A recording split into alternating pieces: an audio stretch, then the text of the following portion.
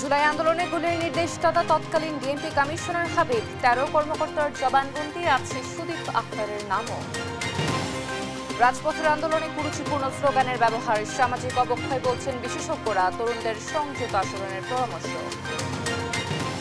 সিলেট ভোলাগঞ্জের সাদা পাথর রক্ষায় প্রশাসনের ৫ সিদ্ধান্ত, যৌথ বাহিনী তল্লাশি উদ্ধার অভিযান, ১২,০০০ ঘনফুট পাথর উদ্ধার। কুষ্টিয়ায় ২০ লাখ টাকা চাঁদা দাবিতে যুবককে তুলে নেওয়ার অভিযোগ, চুরির অপবাদ দিয়ে মধ্যযুগী কায়দা নির্যাতন, ভিডিও ভাইরাল। এসি বাইক সহ অবৈধ যান দৌড়াতে যানজটে নাকাল যশোর শহর, বাসিন্দাদের চরম ভোগান্তি, নিয়ন্ত্রণে উদাসীন পৌর কর্তৃপক্ষ।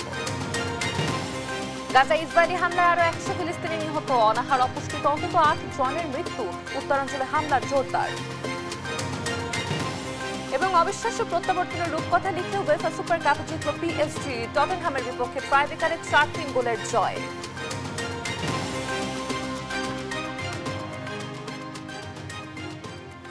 শুভ সকাল, সংবাদ সকালে দেখছিলেন শিরোনামগুলো, আপনাদের সঙ্গে আছি আমি অতশীষে।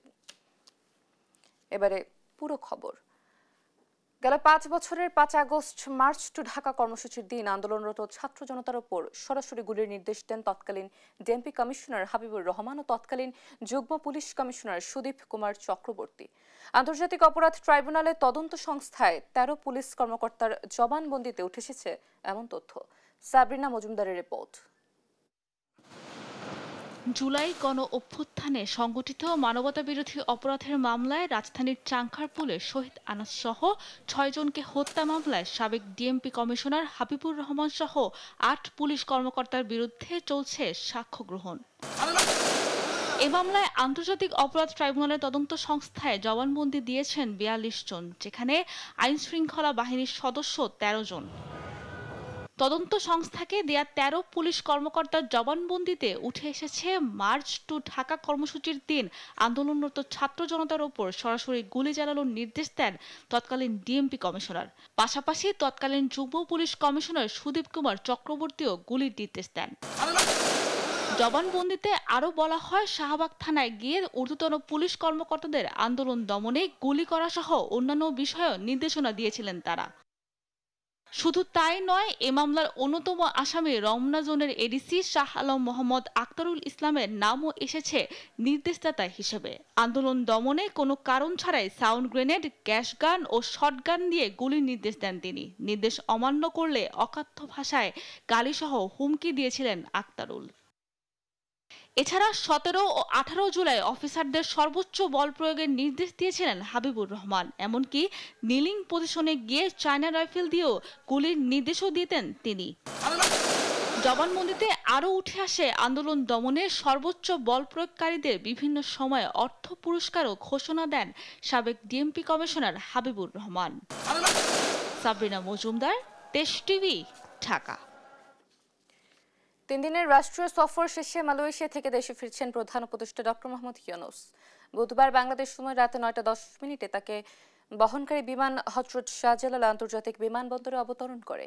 এর আগে স্থানীয় সময় সন্ধ্যা ৭:৩০টায় কুয়ালালামপুর থেকে ঢাকার উদ্দেশ্যে যাত্রা করেন ডক্টর ইউনূস।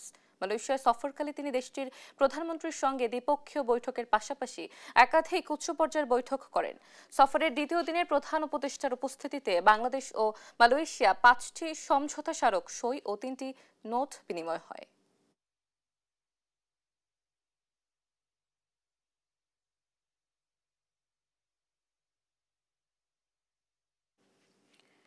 একসময় স্লোগান ছিল আদর্শ ও প্রতিবাদের প্রতীক, তা এখন রূপ নিচ্ছে বিদ্বেষ ও অপমানের অস্ত্রে। সম্প্রতি রাজপথের আন্দোলন ও দাবি আদায়ের স্লোগানের ভাষায় দেখা গেছে অশ্লীলতা ও কুরুচিপূর্ণ শব্দের ব্যবহার।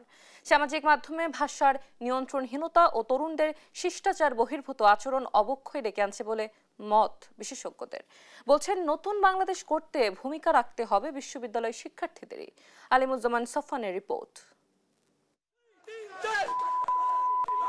১ ২ ৩ ৪ এরপরে স্লোগানে যে শব্দগুলো ব্যবহার হয়েছে তা অশ্লীল। সম্প্রতি বিশ্ববিদ্যালয়গুলোর একাধিক আন্দোলনে নানা অশালীন শব্দ যুক্ত করে স্লোগান দিতে দেখা গেছে শিক্ষার্থীদের। রাজপথের আন্দোলন সংগ্রাম কিংবা প্রতিপক্ষকে ঘায়েল করতে শক্তিশালী হাতিয়ার হিসেবে অনুপ্রেরণা জুগিয়েছে প্রতিবাদী স্লোগান। এক সময়ের কালজয়ী সেই স্লোগানকে বিকৃত করে জুড়ে দেয়া হচ্ছে কুরুচিপূর্ণ শব্দ।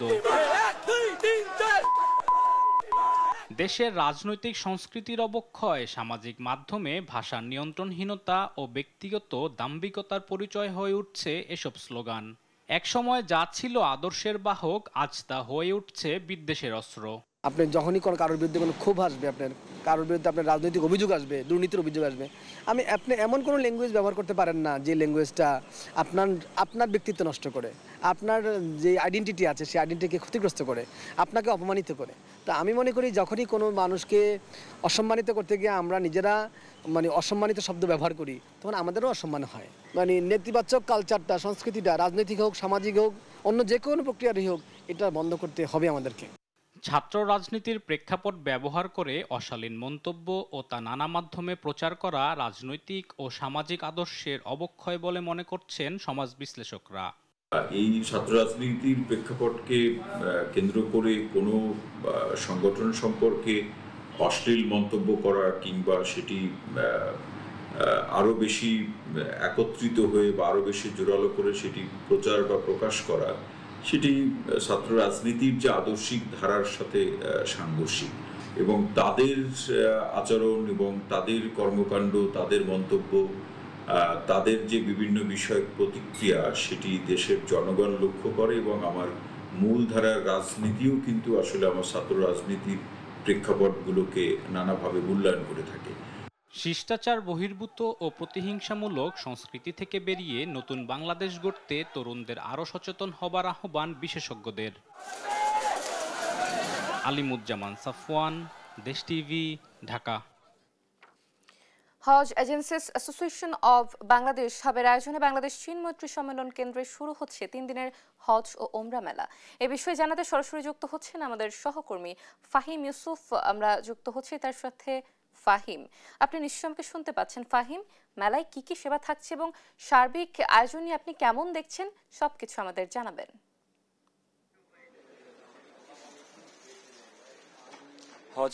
হজ এজেন্সিস অ্যাসোসিয়েশন বাংলাদেশের উদ্যোগে এবং ধর্ম বিষয়ক মন্ত্রণালয়ের সহায়তায় কিন্তু রাজধানীর চীন মৈত্রী সম্মেলন কেন্দ্রে কিছুক্ষণ আগে থেকেই শুরু হয়েছে 3 দিনব্যাপী হজ মেলা। এই যে হজ মেলা, এখানে কিন্তু দেশের বিভিন্ন প্রান্ত থেকে আসা প্রায় শতাধিক হজ এজেন্সি এখানে অংশ নিয়েছে এবং এখানে প্রায় 154টি স্টল স্থাপন করা হয়েছে, যেখানে দেশের বিভিন্ন প্রান্ত থেকে আসা হজ এজেন্সিগুলো তাদের নিজেদের যে প্রচারণা সেটিকে লক্ষ্য করে কিন্তু তারা এখানে স্টলগুলো দিয়েছে। আমি যদি জানিয়ে রাখি যে এখানে প্রায় 3 থেকে 4টি উড়োজাহাজ কোম্পানি, এছাড়া 6 থেকে 7টি ব্যাংক কিন্তু অংশ নিয়েছে এই পুরো হজ মেলা জুড়ে।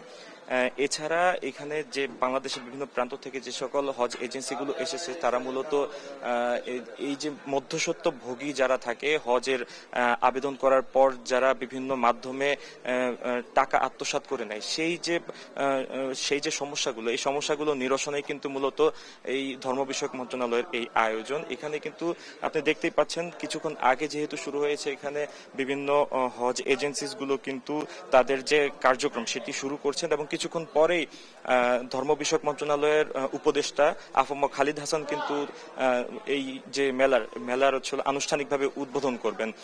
আমি যদি একটু জানিয়ে রাখি যে এই মেলায় কিন্তু বিভিন্ন স্টলে কিন্তু আমি ঘুরে ঘুরে যেটি দেখতে পেয়েছি, প্রায় 15 থেকে 20% পর্যন্ত কিন্তু ছাড় তারা দিচ্ছেন এবং অনেকেই কিন্তু বিভিন্ন ছাড়ে নতুন নতুন প্যাকেজগুলো দিচ্ছেন। এই মুহূর্তে আমি যদি একজনের সঙ্গে কথা বলি যে আপনাদের এই হজ এজেন্সিতে কি ধরনের সুযোগ সুবিধা দিচ্ছেন এবং মেলা উপলক্ষে কি ধরনের বিশেষ ছাড়ের ব্যবস্থা রয়েছে, জানাবেন। আসসালামু আলাইকুম রহমতুল্লাহ বারাকাতুহু। আপনি জানেন যে মেলাতে সাধারণত সরাসরি এজেন্সির এখানে পার্টিসিপেন্ট করে, তো মধ্যস্বত্বভোগীদের যে একটা থাকে, কমিশন থাকে, ওইটা মুক্ত হয় আমাদের প্যাকেজগুলো। সেই হিসাবে আমাদের প্যাকেজ এখানে আমরা যেটা রেখেছি সেটা হচ্ছে, কেউ যদি নিবন্ধন করে তাহলে তার প্রাক নিবন্ধনটা আমরা ফ্রি করে দিচ্ছি। একটা প্রাক নিবন্ধন 30,000 টাকা। তো 2টা প্রাক নিবন্ধন করলে যদি একটা প্রাক নিবন্ধন ফ্রি পাওয়া যায়, তার মানে প্রতি প্যাকেজে সে 15,000 টাকা করে ছাড় পাচ্ছে। আবার কেউ যদি অনলি প্রাক নিবন্ধন করে তাহলে তাকে আমরা 10,000 টাকা ছাড় দিচ্ছি। আর স্পেশাল একটা অফার আছে, একজন নিবন্ধন করলো, তারপরে সে যদি আবার আরেকজনকে রেফার করে তাহলে তাকেও আমরা একটা গিফট ভাউচার দিচ্ছি, যেখানে 5,000 টাকা পর্যন্ত সে একটা গিফট পেয়ে থাকে। এই ধরনের বিভিন্ন অফার দিচ্ছি। আর সবচেয়ে বড় বিষয় হচ্ছে যে মেলাতে তো হাজী সাহেবরা আসার পরে আমরা সরাসরি কি সার্ভিস দিচ্ছি এটা আমাদের কাছ থেকে জানতে পারতেছে। যেমন আমাদের এই অফিস বা মক্কা মদিনা ট্রাভেল সার্ভিসেস এরা কর্পোরেট এবং প্রিমিয়াম লেভেলের কাজগুলো আমরা করে থাকি। ভিআইপি প্রিমিয়াম এই লেভেলের যে সমস্ত সার্ভিসগুলো আছে এটা আসলে মানুষ প্রথমে বুঝে উঠতে পারে না, মানুষ সস্তা খুঁজে, কিন্তু কেউ কেউ আছে যে একটু কমফোর্ট চায়। তা কমফোর্টের জন্য আমরা সেই কমফোর্টের যতগুলো প্যাকেজ আছে আমরা নিয়ে আসছি, যে উনি ওনার কমফোর্টনেস অনুযায়ী সে তার প্যাকেজ চয়েস করতে পারবে। এমনকি হজের আপনারা জানেন যে হজের প্যাকেজগুলো প্রায় 42 দিন ব্যাপী হয়, কিন্তু আমরা সর্বনিম্ন 13 দিন থেকে প্যাকেজ স্টার্ট করেছি, যেন যাদের সময় অল্প তারা যেন অল্প দিনের মধ্যে হজটা সেরে আসতে পারে। ধন্যবাদ। যেমনটি শুনতে পাচ্ছিলেন যে দেশের বিভিন্ন প্রান্ত থেকে আসা প্রান্তিক জনগণের জন্য কিন্তু এখানে বিভিন্ন ধরনের ছাড়ের ব্যবস্থা রয়েছে। এছাড়া তারা কিন্তু যারা হজের যে প্যাকেজগুলো নিতে চান তারা কিন্তু এখানে ঘুরে ঘুরে বিভিন্ন স্টল ঘুরে ঘুরে কিন্তু তাদের যে পছন্দের প্যাকেজটি সেটিও নিতে পারবেন। এখানে অনেক ক্ষেত্রে কিন্তু কিছু কিছু জায়গায় অতিরিক্ত ছাড়ের পাশাপাশি তাদের কিন্তু বিশেষ কিছু সুযোগ সুবিধাও দিচ্ছেন তারা। এছাড়া এখানে যে অফারগুলো পাওয়া যাচ্ছে এজন্য কিন্তু মেলায়। ইউসুফ, ধন্যবাদ আপনাকে। দর্শক, হাবের হজ ও ওমরা মেলা নিয়ে জানাচ্ছিলেন আমাদের সহকর্মী ফাহিম ইউসুফ। সিলেটের ভোলাগঞ্জ পর্যটন এলাকা থেকে চুরি হওয়া সাদা পাথর উদ্ধার করে আগের জায়গায় ফিরিয়ে আনার সিদ্ধান্ত নিয়েছে জেলা প্রশাসন। এর পরপরই অভিযানে নামে যৌথ বাহিনী। বুধবার দিবাগত রাত 12টার পর থেকে ভোলাগঞ্জ সড়কে অভিযান শুরু হয়। রাস্তায় ট্রাক আটকে তল্লাশি করা হয়। এদিকে রাত 11টার পর ভোলাগঞ্জ 0 পয়েন্ট এলাকায় অভিযান চালিয়ে 12,000 ফুট পাথর উদ্ধার করে উপজেলা প্রশাসন। এর আগে বুধবার সন্ধ্যায় সিলেট জেলা ও বিভাগীয় প্রশাসনের এক সভায় জাফলং ইসি এলাকা ও সাদা পাথর এলাকায় 24 ঘন্টা যৌথ বাহিনীর তদারকি, গোয়াইনঘাট ও কোম্পানিগঞ্জে সার্বক্ষণিক চেকপোস্ট, অবৈধ ক্রসিং মেশিনের বিদ্যুৎ সংযোগ বিচ্ছিন্ন করতে নিয়মিত অভিযান ও পাথর চুরির সঙ্গে জড়িতদের শনাক্ত করে গ্রেপ্তার সহ আইনি ব্যবস্থা নেওয়ার বিষয়ে 5 সিদ্ধান্ত নেওয়া হয়।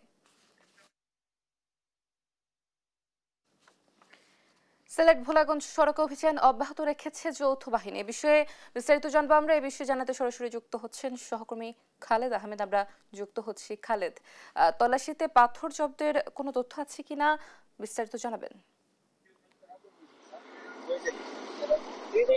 দেখুন, সিলেটের সাদা পাথরে পাথর লুটপাটের পর টনক নড়েছে প্রশাসনের, যে কারণে গতকাল সন্ধ্যায় আমরা দেখেছি জেলা প্রশাসকের সম্মেলন কক্ষে সিলেটের প্রশাসনের বিভিন্ন পর্যায়ের কর্মকর্তাদের নিয়ে একটি সভা হয় এবং সেই সভা থেকে 5টি সিদ্ধান্ত গ্রহণ করা হয়। এর মধ্যে একটি অন্যতম ছিল যে আগামী 24 ঘন্টা যৌথ বাহিনীর অভিযান পরিচালনা করা হবে এবং সাদা পাথর এলাকায় যৌথ বাহিনী অবস্থান নেবে।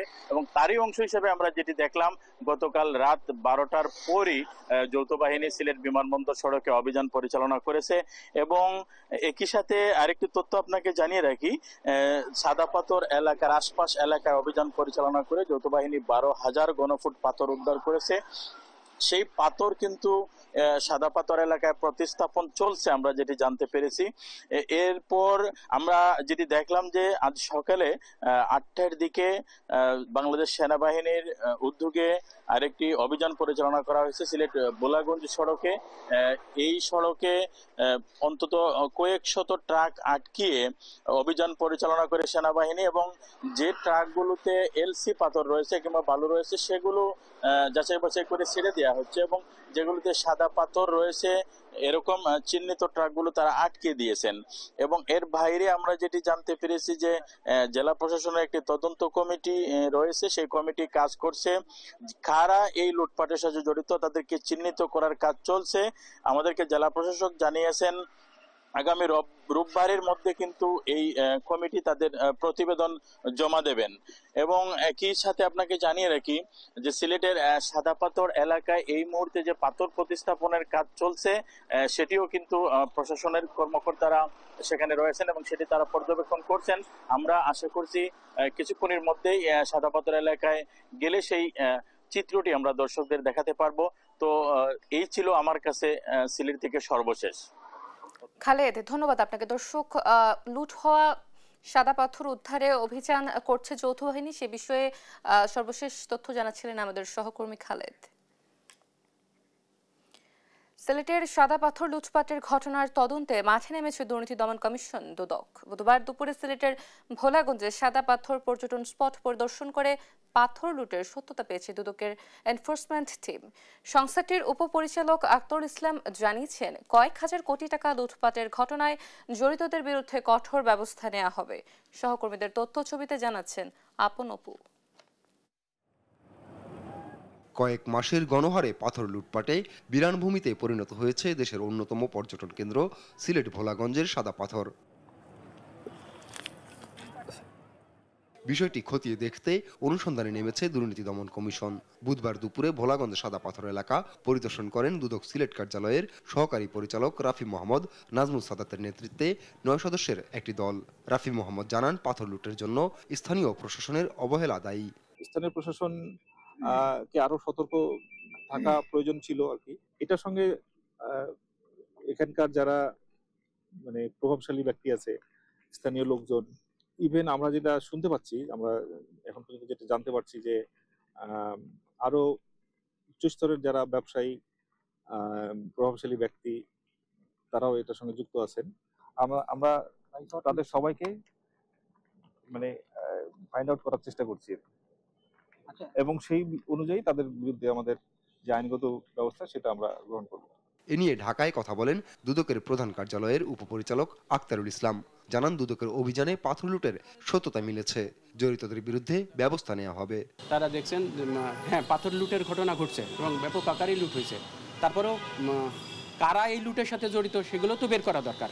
কাদের নাম আসবে এই বিষয়টা আসলে ম্যাটার না, কোনো সংস্থা কিংবা কোনো ব্যক্তি এই বিষয়টা ম্যাটার না। আসলে অপরাধের অনুসন্ধান যদি প্রতিবেদনে আসে ওই ধরনের কোনো কারো সংশ্লিষ্টতা, সবগুলোকেই ধরা হবে। এদিকে পাথর লুটপাটের ঘটনায় ইতোমধ্যে তদন্ত কমিটি করেছে সিলেট জেলা প্রশাসন।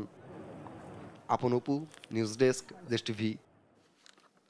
লালমনিরহাটে তিস্তা নদীতে পানি বেড়ে বিপদসীমার 11 সেন্টিমিটার ওপর দিয়ে প্রবাহিত হচ্ছে। এতে নিম্নাঞ্চল প্লাবিত হয়ে পানিবন্দী হয়ে পড়েছে কয়েক হাজার পরিবার। পরিস্থিতির বিস্তারিত জানবো আমরা, জানাতে যুক্ত হচ্ছেন সহকর্মী জামাল বাদশা। জামাল, বর্তমান পরিস্থিতি কেমন দেখছেন এবং নতুন কোন কোন এলাকা প্লাবিত হয়েছে কিনা এবং স্থানীয়রা আসলে কেমন সমস্যা পোহাচ্ছেন সবকিছু আমাদের জানাবেন।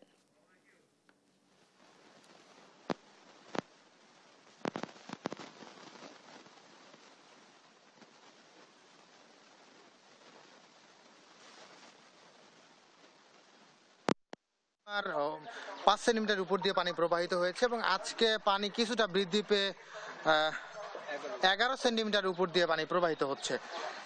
এই তিস্তার পানি বৃদ্ধি পাওয়ার কারণে কিন্তু তিস্তার নদী তীরবর্তী নিম্নাঞ্চল এবং চরাঞ্চলের বাড়িঘরে পানি প্রবেশ করতে শুরু করেছে এবং মানুষজন কিন্তু নানা ধরনের ভোগান্তিতে পড়েছে। লালমনিরহাটের হাতিবান্ধা, আদিতমারি সদর উপজেলার অন্তত 8টি ইউনিয়নের 15টি গ্রামে পানি প্রবেশ করেছে এবং এই পানি প্রবেশ করার কারণে এবং বাড়িঘরে পানি থাকার কারণে কিন্তু আসলে অনেকের চুলা ভিজে গিয়েছে এবং দৈনন্দিন যে সার্বিক কাজগুলো রয়েছে সেগুলো সম্পাদন করতে তাদের বেগ পেতে হচ্ছে।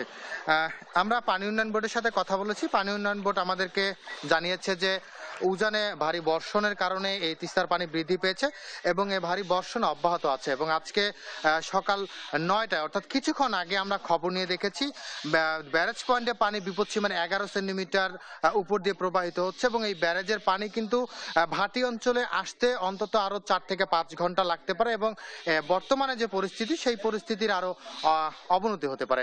আমরা জেলা প্রশাসনের সাথে কথা বলেছি।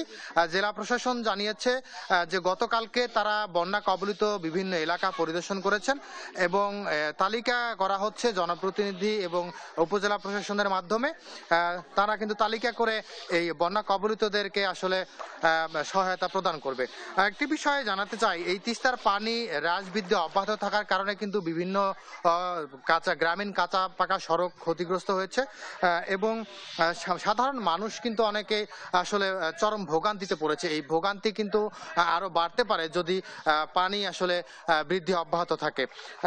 সব মিলিয়ে তিস্তা নদী তীরবর্তী যে এলাকার মানুষজন রয়েছে তাদের সাথে কথা বলেছি, তারা যেটি বলছে এই ধরনের ভোগান্তি থেকে তারা কিন্তু রেহাই পেতে চায় এবং রেহাই পাওয়ার ক্ষেত্রে তিস্তার পানি ধারণ ক্ষমতা যে কমে এসেছে সেটি কিন্তু আসলে বৃদ্ধি করা প্রয়োজন, অর্থাৎ তিস্তা নদীর খনন করা প্রয়োজন এবং তিস্তা নদীর খনন যদি করা না হয় সেক্ষেত্রে তিস্তার মহাপরিকল্পনা বাস্তবায়ন যেটি দীর্ঘদিন ধরে তারা শুনে আসছে সেটি কিন্তু আলোর মুখ দেখেনি। এই তিস্তা মহাপরিকল্পনা বাস্তবায়নে যদি কার্যকরী আসলে পদক্ষেপ কোনো সরকার গ্রহণ করে সেক্ষেত্রে কিন্তু এই অল্প পানিতে বন্যার যে সৃষ্টি হচ্ছে সেটি থেকে আসলে রেহাই পাওয়ার সুযোগ মিলবে। সব মিলিয়ে তিস্তা নদী তীরবর্তী নিম্নাঞ্চল এবং চরাঞ্চলে পানি কিন্তু এখনো রয়েছে এবং অন্তত 10,000 পরিবার পানিবন্দী হয়ে পড়েছে এবং তারা নানা ধরনের দুর্ভোগে পড়েছে। এই ছিল লালমনিরহাট থেকে তিস্তা নদী তীরবর্তী এলাকার বন্যার সর্বশেষ খবর। অতসী। জামাল, ধন্যবাদ আপনাকে। দর্শক, লালমনিরহাটে তিস্তা নদীর পানি বেড়ে নির্মাঞ্চল প্লাবিত হয়, পানিবন্দী হয়ে পড়েছেন অনেক মানুষ এবং সেই বিষয়ে জানাচ্ছিলেন আমাদের সহকর্মী জামাল বাদশা। দেখছেন সংবাদ সকাল। কুষ্টিয়ায় চোর অপবাদ দিয়ে মুখ বেঁধে তুলে নিয়ে চাঁদার দাবিতে এক যুবককে রাতভর অমানবিক নির্যাতনের অভিযোগ উঠেছে। মঙ্গলবার রাত 11:30টার দিকে দৌলতপুর উপজেলার রিফাইতপুর ইউনিয়নের এই ঘটনা ঘটে। নির্যাতনের একটি ভিডিও সামাজিক যোগাযোগ মাধ্যমে ছড়িয়ে পড়লে জেলা জুড়ে শুরু হয় তীব্র সমালোচনার ঝড়। তবে এই ঘটনায় এখনো কাউকে আটক করেনি পুলিশ। ইরফান রানার ক্যামেরায় কুষ্টিয়া থেকে নাহিদ হাসান তিতাসের রিপোর্ট। এভাবেই মঙ্গলবার রাত 11:30টার দিকে কুষ্টিয়ার দৌলতপুর উপজেলার হরিণগাছি বাজার থেকে রনি আহমেদ নামে এক ব্যবসায়ীকে মুখ বেঁধে তুলে নিয়ে গিয়ে রাতভর করা হয় অমানবিক নির্যাতন। চোর অপবাদ দিয়ে দেশীয় অস্ত্রের মুখে জিম্মি করে দাবি করা হয় 20 লাখ টাকা। অবশেষে 10 লাখ টাকা দিতে রাজি হওয়ায় মুক্তি পায় ওই যুবক। ভুক্তভোগী রনির অভিযোগ, চাঁদার দাবিতে স্থানীয় প্রভাবশালী মিন্টু সহ তার সহযোগীরা রাতভর তার উপর চালায় অমানবিক নির্যাতন। বর্তমানে কুষ্টিয়া জেনারেল হাসপাতালে চিকিৎসাধীন তিনি। গত রাত্রে আমার হাজবেন্ডকে তারা জোরপূর্বক তুলে নিয়ে যায়, তুলে নিয়ে যাওয়ার পরে তারা চাঁদা দাবি করে। তো আমার হাজবেন্ড সেটা দিতে রাজি না হয় আমার হাজবেন্ডকে সারা রাত নির্যাতন করে তারা। আমাকে রামদা দিয়ে পায়ে কোপাই, আমার হাতে কোপাই, হকি স্টিক দিয়ে আমাকে একাধিকবার অনেক জায়গায় পিঠে, পেটে, ঘাড়ে, হাতে, পায়ে অনেক জায়গায় মারছে। আমার 3টা হাড়ও ভেঙে গেছে। স্থানীয়রা বলছেন রনির বিরুদ্ধে ইতিপূর্বে এ ধরনের কোনো অভিযোগ নেই এলাকায়। চাঁদা দাবির অভিযোগ ঢাকতেই দেয়া হচ্ছে চুরির অপবাদ।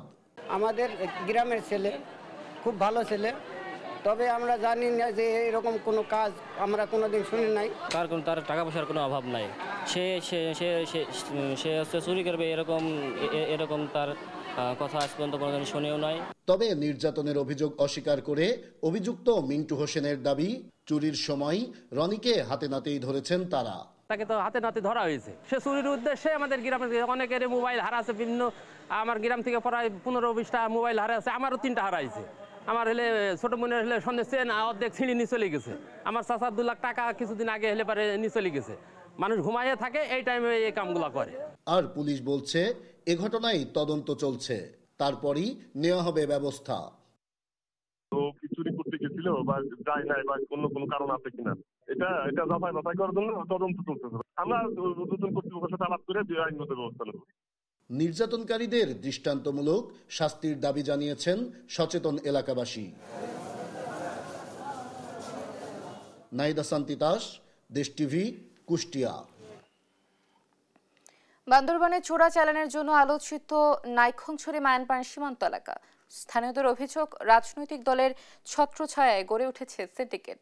তবে আইনশৃঙ্খলা রক্ষাকারী বাহিনী বলছে তাদের তৎপরতায় বর্তমানে সীমান্তে চোরা কারবার কমেছে। আবুল বাশার নয়নের তথ্য ছবিতে জানাচ্ছেন শামীম হোসেন। বান্দরবান ও কক্সবাজার সীমান্ত এলাকায় দীর্ঘদিন চোরাকারবারি করে আসছে কয়েকটি চক্র। শুধু চোরাকারবারি নয়, হামলা, অস্ত্রের ব্যবহার ও বিভিন্ন ধরনের সন্ত্রাসী কর্মকাণ্ডের অভিযোগ রয়েছে তাদের বিরুদ্ধে। সম্প্রতি আইন শৃঙ্খলা রক্ষাকারী বাহিনীর কাছে ধরা পড়েছে চক্রের বেশ কয়েকজন সদস্য। উদ্ধার করা হয় বিপুল অস্ত্র, গোলাবারুদ ও মাদক। আর বেশি হয়রানি করছে, কিন্তু ও প্রকৃত সন্ত্রাসী। শাহিন ডাকাতের সহকারে আফসার ডাকাতি ধরছে, এটা আমরা অনেক খুশি। আফসার যেন জিন্দেগিতে যেন সারা না পাই, এটার জন্য প্রশাসনের কাছে আমরা অনুরোধ করতেছি। এদিকে আগস্টের শুরুতে আবারও মিয়ানমার সীমান্তে সক্রিয় হয়ে উঠেছে চোরাকারবারিরা। অনেক অস্ত্র আজও পর্যন্ত তাদের কাছে আছে, আমরা আজও পর্যন্ত মানে কোনো ধরনের আমাদের নিশ্চয়তা আছে আমি মনে করতে পারি না। 11 বিজিবি ধরে অনেক শাস্তি দিয়েছে, এখন ওদের অভিযান এখনো পর্যন্ত চলমান রয়েছে। বর্তমানে এখন মোটামুটি আয়ত্তের মধ্যে। এখন পরিস্থিতি বিবেচনায় টহল সহ সার্বিক নিরাপত্তা জোরদার করার কথা জানিয়েছে বিজিবি। সীমান্ত নিরাপত্তায় এবং সীমান্তে চোরাচালান প্রতিরোধে বিজিবি এখন কঠোর অবস্থানে আছে। আগে যে কোনো সময়তে আমাদের চলমান অব্যাহত এই কার্যক্রম চলমান থাকবে। কঠোর নজরদারি আর নিয়মিত অভিযান অব্যাহত থাকলে সীমান্তে অপরাধ কমার আশা করছেন সংশ্লিষ্টরা। শামীম হোসেন, নিউজ ডেস্ক, দেশ টিভি। রীতিমতো যানজটের শহরে পরিণত হয়েছে যশোর। দীর্ঘ যানজটের প্রতিনিয়ত ভোগান্তিতে পড়তে হচ্ছে সাধারণ মানুষকে। সকাল থেকে রাত পর্যন্ত ঘন্টার পর ঘন্টা আটকে থাকছে যানবাহন। ইজি বাইক, অটোরিকশা, অবৈধ যানবাহনে দৌড়াতে নাকাল যশোরবাসী। ট্রাফিক বিভাগ বলছে পৌরসভার উদাসীনতায় দিন দিন শহরে অবৈধ যানবাহন বাড়ছে, এতে বাড়ছে যানজট। সহকর্মী সালাউদ্দিন সাগরের রিপোর্ট, জানাচ্ছেন শায়লা খান। যান চলাচলের অনুপযোগী হয়ে পড়েছে যশোর শহর। শহরের গুরুত্বপূর্ণ সড়কের ফুটপাতে হেঁটে চলাও হয়ে পড়েছে কষ্টকর। বিশেষ করে ইজি বাইক ও অটোরিকশা দৌড়াতেও থামানোই যাচ্ছে না। পৌরসভা জানায় অটোরিকশা ও ইজি বাইক সহ শহরে বৈধ যানবাহন রয়েছে মাত্র 4700, কিন্তু শহরের মধ্যেই চলছে প্রায় 20,000-এরও অধিক অবৈধ যানবাহন। তীব্র যানজটে স্বাভাবিক জীবনযাপন হয়ে উঠেছে দুর্বিষহ। এ বিষয়ে পদক্ষেপ না নিলে অবস্থা আরো ভয়াবহ হয়ে উঠবে বলে ধারণা যশোরবাসীর। রিক্সা ইজি বাইকের যে জ্যামগুলা, এগুলা আর পারা যাচ্ছে না। এই জ্যামগুলা নিয়ে, এই জ্যামগুলার কারণে আমাদের অতি ভোগান্তি হচ্ছে। যেমন দেখেন, একটা রুগী থাকলে গাড়ি কোনো সাইড দেওয়ার কোনো নাই, তারা সামনে চলে আসে। ট্রাফিক জ্যাম বেড়ে যাওয়ার কারণে আমাদের আয় উন্নতিও কমে যাচ্ছে, প্যাসেঞ্জার জ্যামের কারণে লেবে যাচ্ছে।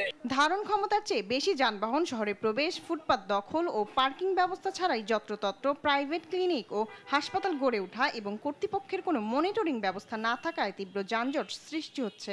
এসব প্রাইভেট হাসপাতালের সামনে যেসব পার্কিং এর ব্যবস্থা না থাকার কারণে আরো যানজট বেশি সৃষ্টি হয়। পৌরসভায় এত পরিমাণ গাড়ি বাড়েছে, যা যান নিয়ন্ত্রণ করা আমাদের পক্ষে সম্ভব হচ্ছে। পুলিশের পক্ষে ট্রাফিক নিয়ন্ত্রণ কঠিন হয়ে পড়েছে। এ ব্যাপারে পৌরসভার হস্তক্ষেপ জরুরি বলে জানালেন জেলা পুলিশের এই কর্মকর্তা।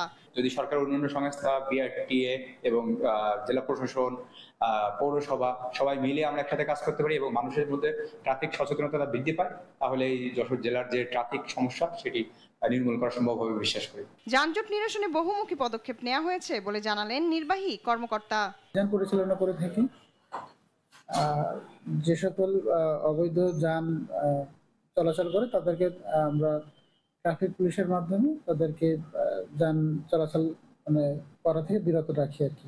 যানজট নিরসনে শুধু আশ্বাস নয়, দ্রুত ব্যবস্থা গ্রহণ করে দুর্ভোগ কমাবে প্রশাসন, এমনটাই প্রত্যাশা সচেতন মহলের। শায়লা খান, নিউজ ডেস্ক, দেশ টিভি। মৌলভীবাজারের গুরুত্বপূর্ণ মিরপুর শেরপুর মহাসড়কের শহর থেকে শেরপুর পর্যন্ত 20 কিলোমিটার সড়ক এখন চলাচলের অনুপযোগী হয়ে পড়েছে। খানাখন্দে ভরা সড়কে ক্ষতিগ্রস্ত হচ্ছেন ব্যবসায়ী ও চলাচলকারী নিয়মিত যাত্রীরা। একদিকে জনদুর্ভোগ, অন্যদিকে সড়ক উন্নয়ন প্রকল্পে স্থবিরতা, সব মিলিয়ে ভোগান্তি পোহাতে হচ্ছে এলাকাবাসীকে। সহকর্মী সালে এলাহি কুটির তথ্য ছবিতে বিস্তারিত জানাচ্ছেন শামীম হোসেন। দেখে বোঝার উপায় নেই, এটি পুরনো ঢাকা সিলেট মহাসড়ক। খানাখন্দে ভরা এই মহাসড়কে ঝুঁকি নিয়ে চলছে যানবাহন। মৌলভীবাজার শহরের কুসুমবাগ থেকে শেরপুর পর্যন্ত প্রায় 20 কিলোমিটার সড়ক মরণ ফাঁদে পরিণত হয়েছে। 2023 সাল থেকে সড়ক জুড়ে সৃষ্টি হয়েছে ছোট বড় অসংখ্য গর্ত। সামান্য বৃষ্টিতে এসব গর্তে পানি জমে কাদামাটিতে দুর্বিষহ হয়ে ওঠে জনজীবন। দীর্ঘদিন সংস্কার না হওয়ায় যানবাহনের স্বাভাবিক যাতায়াতও ব্যাহত হচ্ছে। এতে ভোগান্তিতে স্থানীয় অন্তত 1.5 লক্ষ মানুষ। এই রাস্তাটা খুব খারাপ অবস্থা, মেঘ দিলেই এখানে পানি জমা হয়ে যায়, যার কারণে মানুষের চলাফেরাও করতে পারে না। আমরা যারা ব্যবসা বাণিজ্য করি এরারও খুব খারাপ অবস্থা। রাস্তার মেরামত করে না, জায়গা জায়গা ভাঙ্গা, বড় অসুবিধার ভিতরে আছি আমরা।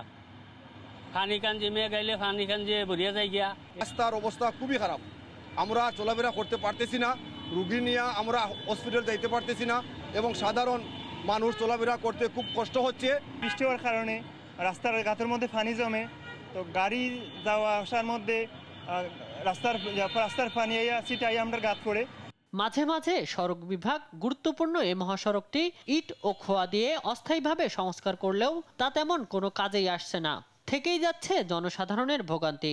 গাড়ির পানির ছিটায় আমরা দোকানপাটও যা মালসা মাল আছে সব নষ্ট হয়, এবং রাস্তার পাশে আমরা বাসা, আমরা যে বারোইয়া দিয়ে আইমো আইয়াতে গাড়ি তুটবো, আমরা এটাও আমরা সমস্যা হয়। রিক্সা সিএনজি চলাচলও কঠিন হয়ে পড়েছে এই রাস্তায়। রাস্তাগুড়া ভাঙ্গা, গাড়ির স্কেল ভাঙ্গে, ব্যাগি ভাঙ্গে, ওখান বাড়াগুড়া বেশি চাইলে প্যাসেঞ্জারে খুদায় ফাদায়। সড়ক ও জনপথ বিভাগ জানায়, আবেদ মনজুর কনস্ট্রাকশন নামে একটি ঠিকাদারি প্রতিষ্ঠানকে 2023 সালে 20.7 কিলোমিটার রাস্তার উন্নয়ন কাজের 22 কোটি টাকার এ প্রকল্প দেয়া হয়েছিল। মাত্র 1200 মিটার কাজ করে ঠিকাদার গা ঢাকা দেন, ফলে কার্যাদেশ বাতিল করে নতুনভাবে টেন্ডারের প্রক্রিয়া চলছে। বর্তমানে উল্লেখিত স্থানে পুনরায় পিএমপি সড়ক মেজরের মাধ্যমে মেরামত করার জন্য কর্মসূচি প্রেরণ করা হয়েছে। দ্রুত নতুন ঠিকাদার দিয়ে কাজ শুরু না হলে দুর্ভোগ আরও বাড়বে বলে আশঙ্কা এলাকাবাসীর। শামীম হোসেন, নিউজ ডেস্ক, দেশ টিভি। দেখছেন সংবাদ সকাল। গাজা ইসরায়েলি হামলায় একদিনে নিহত হয়েছেন আরও অন্তত 100 ফিলিস্তিনি। এদের মধ্যে শুধু গাজা সিটিতে মারা গেছেন 61 জন। নিহতদের মধ্যে ত্রাণ প্রত্যাশী ছিলেন 37 জন। ফিলিস্তিন কর্তৃপক্ষের দাবি, ক্ষুধার্ত ফিলিস্তিনের সবাই আইডিএফের গুলিতে প্রাণ হারিয়েছে। এদিকে 24 ঘন্টায় অনাহার ও অপুষ্টিতে মারা গেছে 3 শিশু সহ আরও অন্তত 8 জন। আল জাজিরার তথ্যমতে উপত্যকা দখলের লক্ষ্যে ছিটমহলের উত্তরাঞ্চলে হামলার তীব্রতা বাড়িয়েছে ইসরায়েলি সেনারা। আলাস্কায় ট্রাম্প ও পুতিনের বৈঠকের আগে মার্কিন প্রেসিডেন্টের সঙ্গে ভার্চুয়াল বৈঠক সেরেছেন ইউক্রেনের প্রেসিডেন্ট ভলোদিমির জেলেনস্কি সহ ইউরোপীয় ইউনিয়নের নেতারা। এতে ইউক্রেন ও পশ্চিমা মিত্রদের পাশে থাকার প্রতিশ্রুতি দেন ট্রাম্প। ট্রাম্পের সঙ্গে হওয়া ভিডিও কনফারেন্সটিকে ইতিবাচক বলছেন ইইউ নেতারা। নীরব দাসের রিপোর্ট। আলাস্কায় মার্কিন প্রেসিডেন্ট ডোনাল্ড ট্রাম্প ও রুশ প্রেসিডেন্ট ভ্লাদিমির পুতিনের বৈঠকের বাকি আর মাত্র 2 দিন। বৈঠকের আগে শেষবারের মতো নিজেদের কূটনৈতিক স্বার্থ ট্রাম্পকে মনে করিয়ে দিলেন ইউক্রেনের প্রেসিডেন্ট ভলোদিমির জেলেনস্কি সহ ইউরোপীয় ইউনিয়নের নেতারা। বুধবার ট্রাম্প ও মার্কিন ভাইস প্রেসিডেন্ট জেডি ভান্সের সঙ্গে ভিডিও কনফারেন্সে আলোচনায় বসেন ইউক্রেনের জেলেনস্কি, জার্মানির ফ্রেডরিক মের্জ। প্রথম ধাপে 2 নেতার পর ফ্রান্সের ইমানুয়েল ম্যাক্রো সহ ফিনল্যান্ড, ইতালি, পোল্যান্ডের সঙ্গে কথা হয় ট্রাম্পের। এছাড়া ভার্চুয়াল বৈঠকে অংশ নেন ইউরোপীয় ইউনিয়নের প্রধান উর্সুলা ভন ডার লিয়েন ও ন্যাটো মহাসচিব মার্ক রুটে। ট্রাম্পের সঙ্গে একটি নেতিবাচক আলোচনার কথা জানিয়েছে সব পক্ষ। বৈঠকের বিষয়ে জার্মান চ্যান্সেলর ফ্রেডরিক মের্জ বলেন, আলাস্কায় শান্তি চুক্তির জন্য পুতিনকে চাপ দেওয়া হবে। কোনো মতেই ইউক্রেনের ভূখণ্ডে রাশিয়ার আধিপত্য মেনে নেওয়া হবে না। যুদ্ধবিরতির মধ্য দিয়ে দীর্ঘমেয়াদী শান্তি চুক্তির পথ বের করতে হবে। ইউক্রেনের সার্বভৌমত্বের সঙ্গে ইউরোপের নিরাপত্তাও নিশ্চিত করতে হবে। তাই আলোচনার টেবিলে ইউক্রেনকে রাখা আবশ্যক। এ সময় আলাস্কা বৈঠকে কাঙ্ক্ষিত ফলাফল না এলে রাশিয়ার উপর নিষেধাজ্ঞা জারির আহ্বান জানান জেলেনস্কি। এছাড়া যে কোনো পদক্ষেপ নেওয়ার আগে ট্রাম্প তার সঙ্গে আলোচনা করবে বলেও জানান ইউক্রেনীয় প্রেসিডেন্ট। আমি মার্কিন প্রেসিডেন্ট ও ইউরোপীয় মিত্রদের জানিয়েছি, পুতিন মিথ্যাচার করছে। বৈঠকে প্রথমত নিরাপত্তা নিশ্চিত করে যুদ্ধবিরতি অর্জন করতে হবে। তিনি ইউক্রেনের পাশে থাকার প্রতিশ্রুতি দিয়েছেন। প্রেসিডেন্ট আমাদের সঙ্গে একমত হয়েছেন যে ইউক্রেনের ইউরোপে যোগদান ও ন্যাটো অংশ হতে চাইলে পুতিন বাধা দেওয়ার কেউ না। একই কণ্ঠে রাশিয়ার উপর চাপ প্রয়োগের কথা জানান ফরাসি প্রেসিডেন্ট ইমানুয়েল ম্যাক্রো।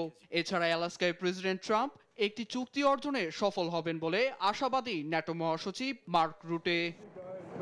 নীরব দাস, নিউজ ডেস্ক, দেশ টিভি। বেগুনি ল্যাভেন্ডার ফুলে ফুলে ছেয়ে গেছে পোল্যান্ড। মৌসুম হয় এ ফুল চাষে ব্যস্ত এখন সেখানকার চাষিরা।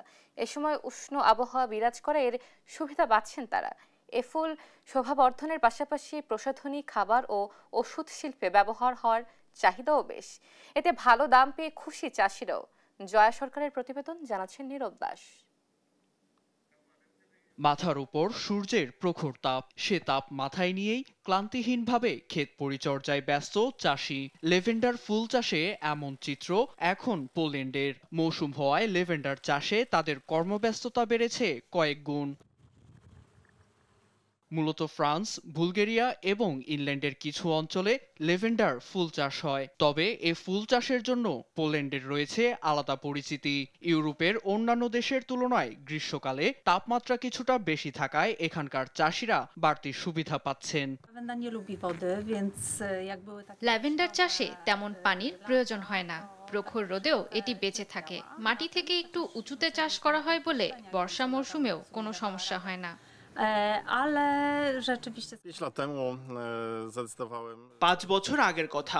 উত্তরাধিকার সূত্রে আমি কিছু জমি পেয়েছিলাম, তবে সেখানে গম, বিট এসবের মতো প্রচলিত কিছু চাষের ইচ্ছা ছিল না আমার। আমি চাচ্ছিলাম এমন কিছু করতে যেটা কায়িক পরিশ্রমের হলেও আমাকে মানসিকভাবে চাঙ্গা রাখবে। সেই ভাবনা থেকেই লেভেন্ডার চাষ শুরু করা।